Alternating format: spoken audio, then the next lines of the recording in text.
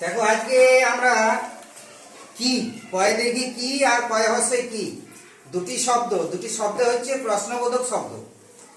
তো এই প্রশ্নবোধক শব্দ আমরা যখন ব্যবহার করি অনেক সময় কয় দীর্ঘি আর কয় হর্ষই কোথায় বসে আমরা ঠিক করতে পারি না। তো তার জন্য একটা ছোট্ট টিপস রয়েছে যেটা তোমাদেরকে আজকে আমরা বলবো। মনে রাখবে কোনোদিন সেই জিনিসটা আর ভুল হবে না।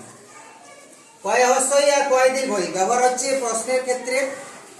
এখন প্রশ্ন করার পরে আমরা যে উত্তরটা দেখছি সেই উত্তরটার উপরে নির্ভর করছে আমি বানানটা কি করব।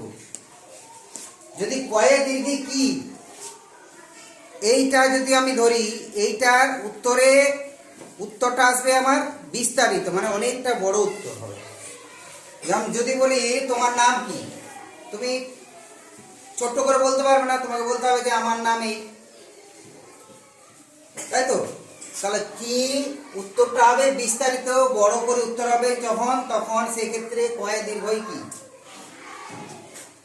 যেমন হচ্ছে তোমার নাম কি, তুমি কি করো, ছোট্ট করে বলতে পারবে? তুমি কি করো ছোট্ট করে বলতে পারবে না, তোমাকে বলতে হবে যে আমি পড়াশোনা করি, আমি খেলাধুলা করি, আমি কারখানায় কাজ করি, বা এই ধরনের জিনিস।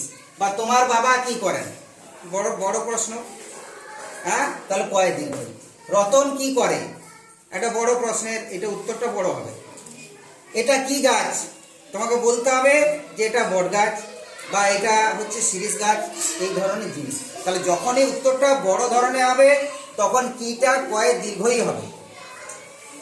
আর যদি প্রশ্নের উত্তরটা হ্যাঁ অথবা না হয়, মানে ছোট্ট উত্তর হয়, তুমি কি আমার সঙ্গে যাবে, উত্তরটা কি হতে পারে হ্যাঁ, আর না হলে না। তাহলে তুমি কি, ওই যে কি কয়ে হর্ষই, কি হবে কয়ে হর্ষই। উত্তরটা কি হয় হ্যাঁ হবে, না হলে না হবে। এটা কি বটগাছ, কি উত্তর হবে হয় হ্যাঁ, না হলে না। তাহলে কিটা হবে কি তখন হর্ষই। কিন্তু যদি বলি এটা কি গাছ,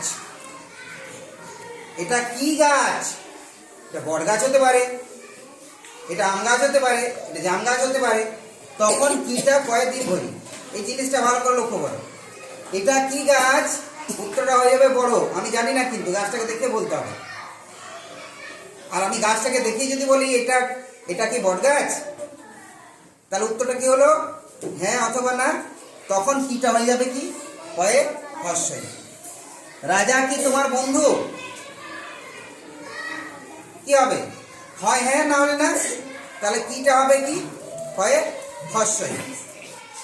বা তোমার কাছে কি জলের বোতল আছে, তোমার কাছে কি জলের বোতল আছে, উত্তর কি হবে থাকলে হ্যাঁ আর না থাকলে না।